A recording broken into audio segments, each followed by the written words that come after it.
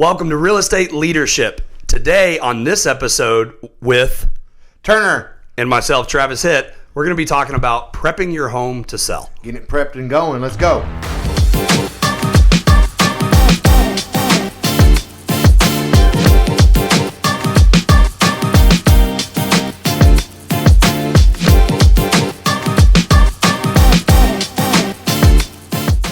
Welcome to the show. Thank you so much for landing here on our YouTube channel or clap. iTunes account. What? You didn't clap. I don't need to clap. Oh, okay. We're here on the show. Welcome. I'm not editing this out. Oh, okay, I'm cool. It on there. Yeah. We're keeping it real. We are going to talk about prepping your house to list it on the market. And we actually were fumbling over topics. Being real here, having a podcast and getting as much information out to you and not being too dry can be challenging. It can. So, but we did find this topic. I think it has a lot of value behind it because you want to present your home to the buyers on the market in the best way possible. And when we're talking about prepping it, we're talking about things you should, maybe money you need to put in your home or not to put in your home. To make sure you're not losing out and just throwing away money when you really didn't need to repair this thing or that thing. I appreciate when a seller wants to do a whole bunch of stuff. Yeah. But it's my job to let them know, hey, if this isn't going to make you 3 times the amount of that, and it's not going to help sell your home, don't do it. So he's had a lot of experience. So let's discuss some of those things. We say talk about too much, so I'm going to try to change that word. Let's discuss some of the situations you've had with some of your sellers. Of things they should have. So I'll start with some things they should. Landscaping. That's a huge one. A lot of real estate is psychology. If I could go back and finish college, because I didn't, I'm not ashamed of it, I would have gotten my psychology degree. Because a lot of buying and selling your home, you're dealing with people, emotions, the way they think. It's psychology.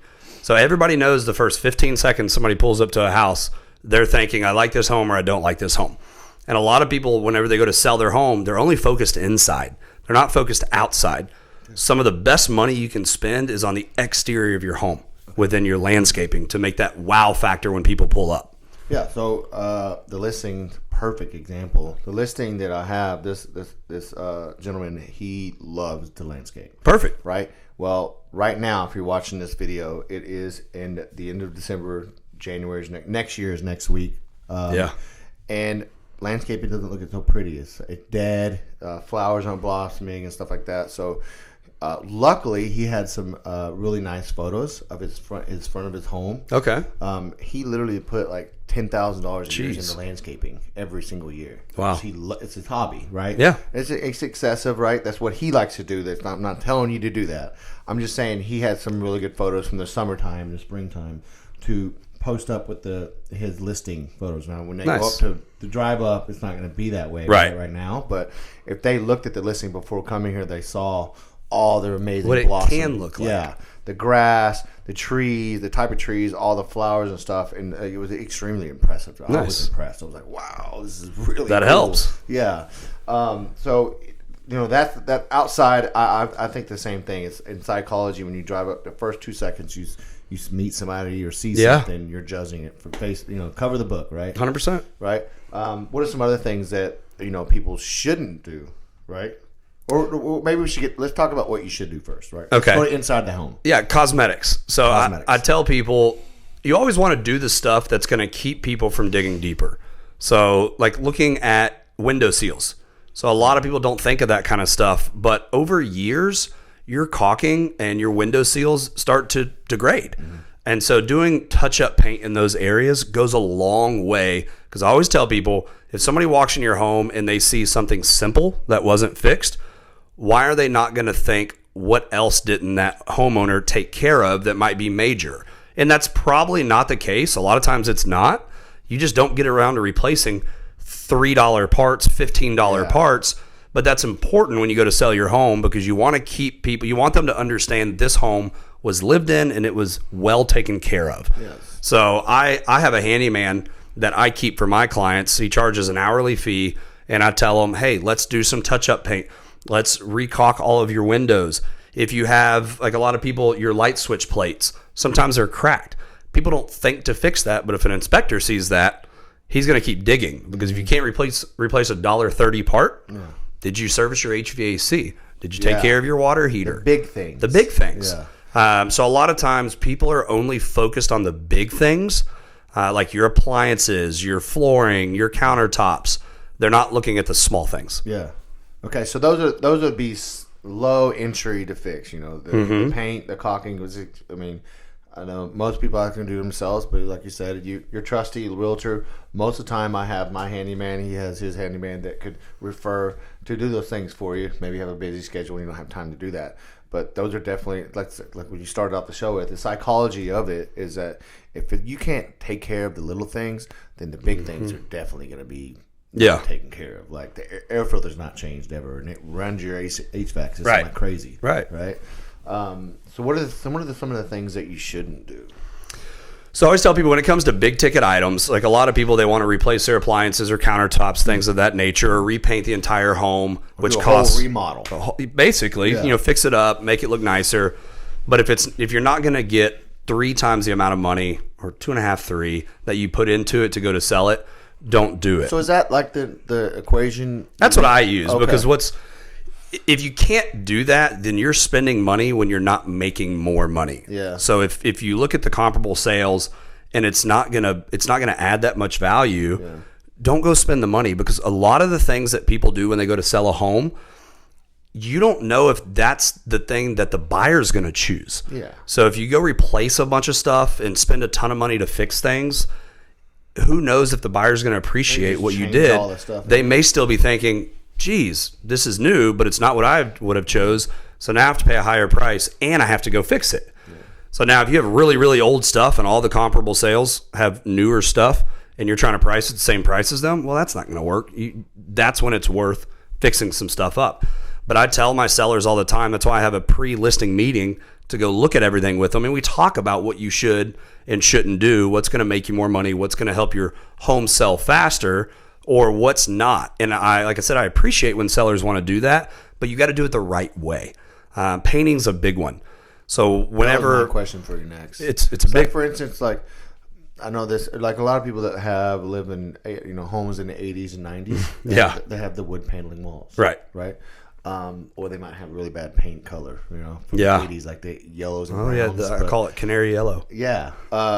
What do you think about painting the wood walls? Because they're kind of out of style, but some. So this is a hard one for me because I'm old school. Okay. I like wood paneling, updated wood paneling, and so I'm a fan of painting it and keeping a lot of wood paneling.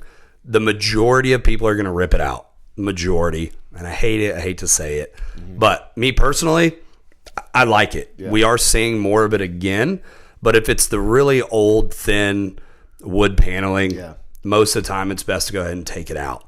Or just touch it up and do some accent painting with it to make it pop, rather than having to rip it out, redo the sheetrock, repaint, all of that. Painting is more important whenever you have certain rooms that are different colors. Like you had kids and one's pink or one's blue. A baby room or something. It is so worth spending the money to have those rooms repainted to a neutral color, because even though it's pretty easy to do and one room's not that expensive, the psychology of it, people come in, you want people to be able to think of the home as theirs, not all the changes they're going to have to make. Money they're going to have to put in the home after they purchase the home. Yeah. Right. They really won't buy furniture that fits for that home. Exactly. Yeah. It's so true. But repainting your home before you sell is also a really good investment. It's not cheap, but if that's the only thing you really need to do and that's going to help sell your home a lot faster, it's worth it, because a lot of buyers, and I hate to say it, agents, they don't know what things cost. And so they may think it costs exponentially more than what it actually does, and that may deter them from putting a contract on that home. Or they might do it, but they offer way less because they think they're going to have to go spend more money than they're going to have to. Got it. So painting a home to bring it to a neutral color that the majority of buyers like, that's going to really help sell a property. Okay. So, I think those we got exterior, we got interior, do's and don'ts.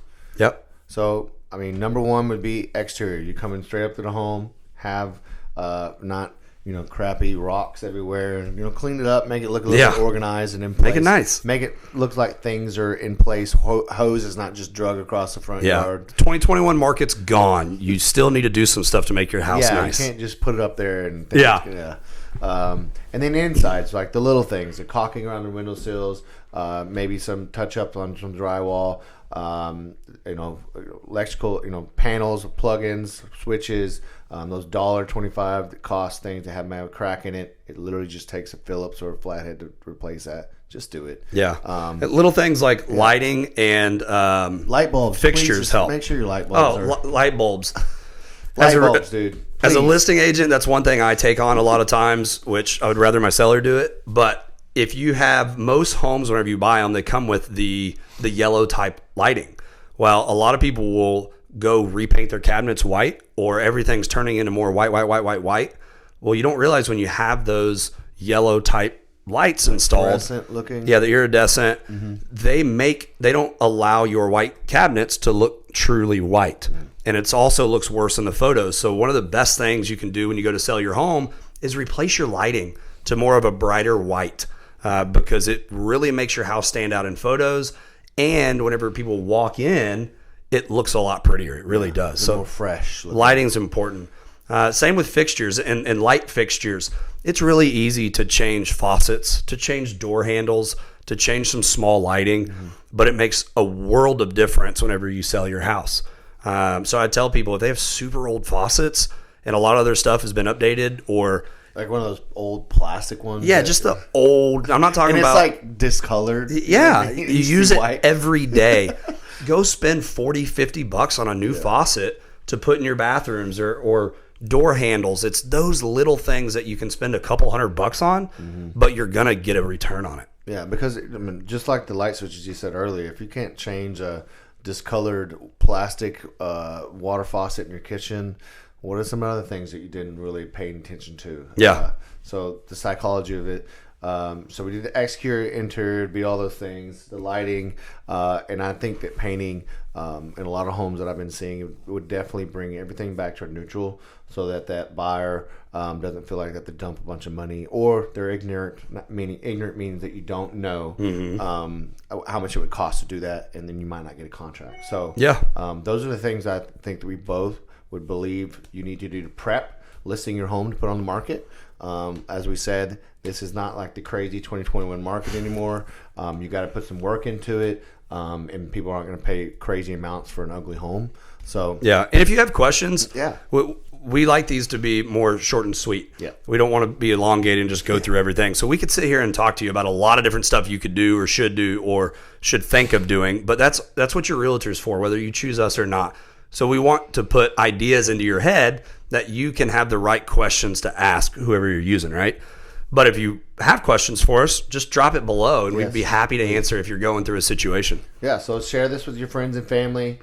Give us some feedback and comment down below. Let us know if there's anything you would like to learn about. And when you think about real estate leadership.